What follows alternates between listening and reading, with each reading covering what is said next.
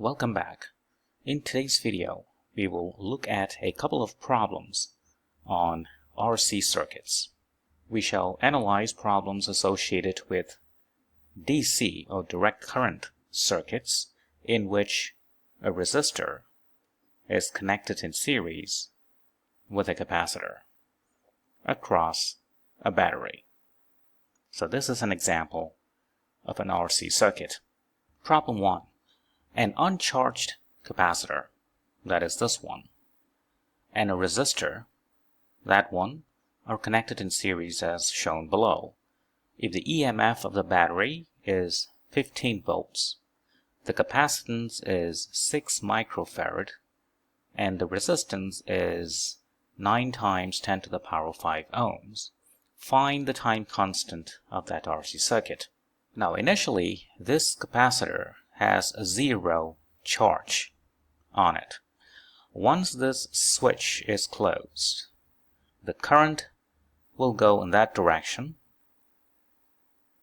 completing the circuit like that. In that process, this capacitor will be charged, and there will be current through the resistor. The charge at any time on the plates of the capacitor is given by the following expression. Capital Q, this capital Q is the maximum charge at the end, times 1 minus E minus time over a quantity known as the time constant. The time constant is given by the product of resistance and capacitance. The time constant essentially measures how fast the charge can accumulate on the plates of this capacitor. So it's important to understand that a capacitor charges very slowly in a circuit with a long time constant, whereas it charges very rapidly in a circuit with a short time constant. So let's proceed to determine what this time constant is in the given circuit. The value of resistance is 9 times 10 to the power 5 ohms. Capacitance is 6 microfarad, so 6 times 10 to the power minus 6. And that's going to give you 5.4 seconds. So that's the answer for part A. Now let's do part B. The maximum charge on the capacitor after charging. So now we close the switch and complete the circuit. At any point in time, the current that is passing through the resistor is I, and the charge that accumulates on the plates of the capacitor is Q. Now let's apply Kirchhoff's law to this circuit in that direction. So we begin with a battery. We are going from the negative to the positive terminal. That's going to pick up a plus 15 volt for the potential difference across the battery along the line of travel. Since this plate is connected to the positive plate of the battery, this will be positively charged and this plate would be negatively charged. As you go in that direction, the potential difference across the capacitor decreases. So you can write the potential difference from this expression Q equals to CV. V is Q over C. It's minus because we are traveling from the positive to the negative direction. And likewise, the potential drop across the resistor is plus negative. So in that direction, the drop is from plus to negative. So it picks up a negative sign. And according to Ohm's law, the potential difference across the resistor is given by the current times the resistance. So IR. And the sum will go to 0 following Kirchhoff's loop rule. It's important to note when the capacitor is fully charged, namely when its charge gets to capital Q, there won't be any current in the circuit. So you see the above equation becomes 15 equals capital Q over capacitance. So the maximum charge capital Q is 15 times capacitance, which is 6 microfarad, so 6 times 10 to the power minus 6. The answer will be in coulomb, which gives you an answer of 9 times 10 to the power minus 5 coulomb. Therefore, that is the answer for part B. Now let's do part C. The charge on the capacitor after 5 seconds. Now we can use this equation to compute just that. Q at t equals to 5 seconds is capital Q, which is 9 times 10 to the power minus 5, which we have determined from part B, times 1 minus e minus t is 5 over time constant, which has been determined in part A, 5.4 seconds. And that's going to give you 5.43 times 10 to the power minus 5 coulomb. So that means after t equals to 5 seconds, the plates of the capacitor has this much charge. Now let's do part D, the potential difference across the resistor after 5 seconds. The potential difference across the resistor equals the potential difference, or the EMF provided by the battery, which is 15 volt, minus the potential difference across the capacitor, VC. So 15 minus VC, or the potential across the capacitor at t equals to 5 seconds, is given by the charge at t equals to 5 over the capacitance. We are using Q equals to CV equation in that.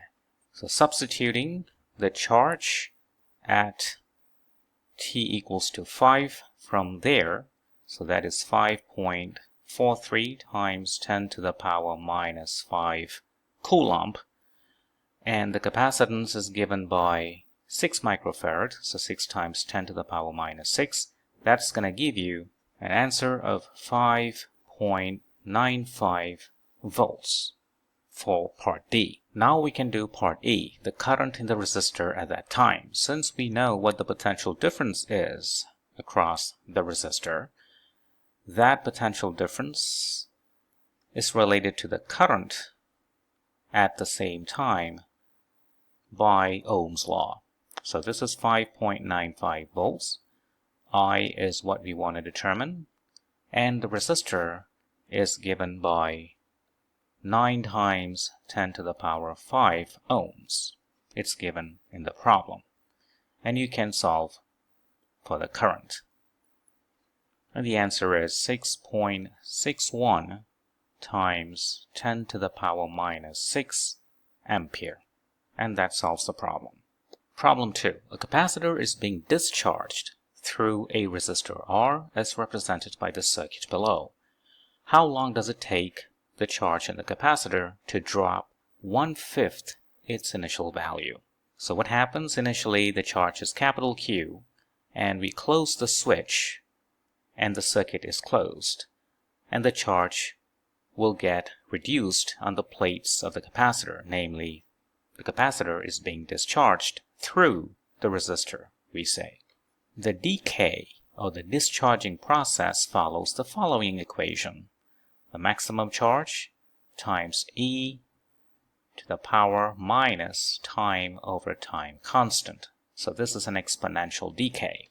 So to determine the time it takes for the charge to drop 1/5 its initial value, so Q, little q, becomes 1/5 the initial value, which is capital Q, equals capital Q e minus t over the time constant. So Q goes away. Taking the natural log of this equation, you get natural log 1 over 5 equals minus time over time constant. So the time required is minus the time constant, which is resistance times capacitance, times natural log of 1 over 5. The resistance is 3 ohms, so minus 3. Capacitance is 4 microfarad, so 4 times 10 to the power minus 6, times natural log of 1 over 5, which will give you an answer of 1.93 times 10 to the power minus 5 seconds. Part B. Calculate the initial charge and the time constant. The initial charge, which is capital Q, equals to the capacitance times the initial potential difference across the capacitor, which is 15 volts. So the capacitance is 4 times 10 to the power minus 6 farad, and the potential difference is 15 volts, and that's going to give you 6 times 10 to the power minus 5 coulomb. Now the time constant, it is just a product of resistance and capacitance. Resistance is 3 ohms, it's given right there. The capacitance is 4 microfarad, so 4 times 10 to the power minus 6, and the answer is 1.2 times 10 to the power minus 5 seconds. And finally, part C. What is the time it takes to discharge all but the last quantum of charge, whose charge is 1.602 times 10 to the power minus 19 coulomb, given that the initial potential difference across the capacitor is that, capacitance is that, and resistance is that. So basically what we have to do, we have to use this equation. So let's do just that. When charge little q is 1.602 times 10 to the power minus 19 coulomb, what is the time? So let's bring the capital Q to the other side. Capital Q is 6 times 10 to the power minus 5 coulomb from part B. The right hand side of the equation becomes e to the power minus t, which is what we want to determine, over time constants, which we know to be 1.2 times 10 to the power minus 5 seconds. That's also from part B. So let's take the natural log of both sides of the equation. The left hand side will become minus t over 1.2 times 10 to the power minus 5 equals, the right hand side will become natural log of 1.602 times 10 to the power minus 19 over 6 times 10 to the power minus 5. And this time can be evaluated. Upon calculation, it will give you the following answer: 4.03 times 10 to the power minus 4 seconds. And that's the answer for part C. That solves the problem. Thank you for watching.